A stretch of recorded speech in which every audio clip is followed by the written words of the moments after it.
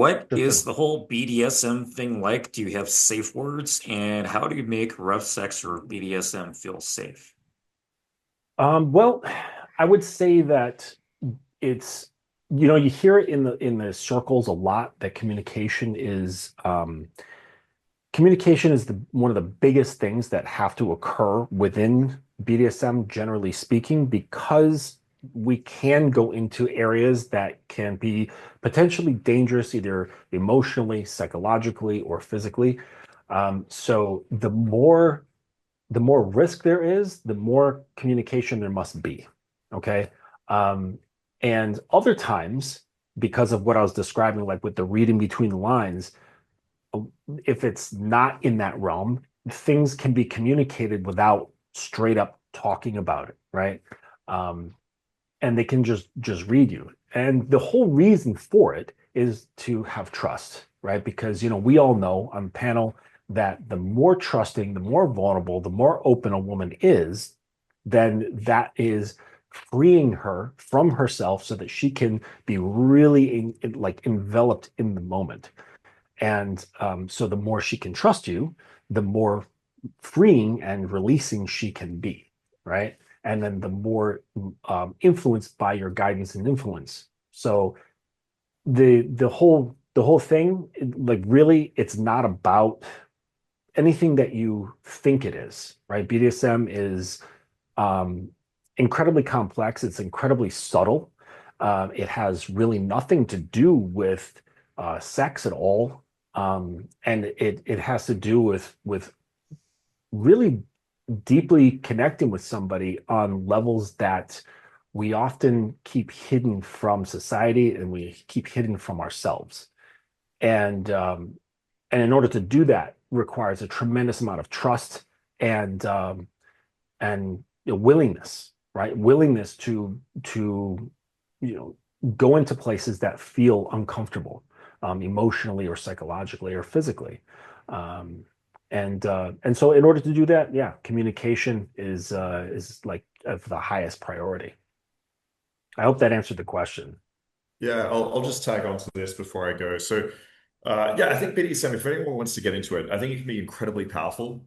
You may not feel like you like it at first, and I think this is very common with basically anything new that you try. So, I would give it a proper go.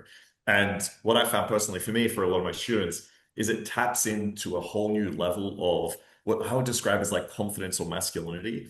When you have a girl in front of you that you can have this play where you are completely dominant. It can feel amazing not only for yourself, but now for the girl because you have that polarity. She's able to let go completely.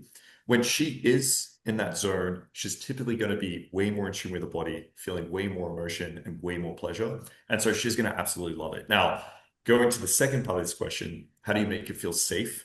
This is the tough part. Because if you're in kink party where you go to a BDSM event, that's really easy. Sometimes I've met girls off field, which is like a kink app. It's most of these girls will just tell you like, what's your lists, right? What are the things you like? What are the things you don't like? What's your safe word? Easy. If you're on a Tinder date, if you just pull a girl from the club and you pull out a list and you ask her, like, it's always going to end badly. She's going to be incredibly fearful or think you're some crazy lunatic. So it Yep. needs to be done in a much more, let's say, natural, smooth way. So I will start to, as I said before, make some cold reads, bring up some sexual talk, get it to start becoming a little bit more open. And then you can ask questions like, yeah, I'm just curious, like, what type of porn do you watch? Or what's something you wanted to try and never been able to? What is your fantasy? Look, I know you might not actually want to do it, but just what's your fantasy? I'm really curious. If you open this space, you're non-judgmental, and you lead with it first, the girl will start participating in this. She's going to let you know what she likes and doesn't like. And that is going to be essentially your list. What are her limits? What are the things that she's willing to try out?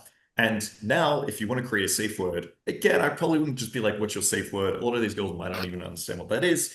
I would just ask them. If you've been with a guy before and there's a situation where you're like, I'm not enjoying this, or it's too rough, or I just don't like it, what do you usually do? Most of the girls say nothing. Other girls say stop. And then I just tell them, like, look, sometimes it's really kinky and we're having a lot of fun, and you're telling me, like, stop in a little dirty tone. That can be like fun and sexy. And I don't know if you actually mean stop or it's just like provocative. So I think we should have like a word that we can use that's not sexy, that can just let us know, like, let's change this up. I'm not really enjoying it right now. And then you can come up with that word. Like if the girl doesn't, you can just give a red, for example. It's an easy one. It's really common. And now the girl knows, okay, he knows exactly what I like, what I'm willing to try. He knows exactly what I don't like.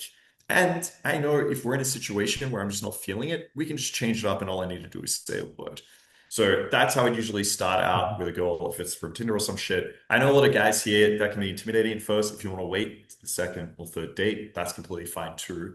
But that would be my way to ease into it. I'm sorry, I got to bounce. I got some coaching now. But yeah, guys, it was nice meeting you all. Anyone watching, if you want to find out more about myself, you can go to Ultimate Man Project. I got some sex content on there as well. And then our mastermind, we have some sex content too. I've got videos on how to do wax play, how to massage girls, all things like that. So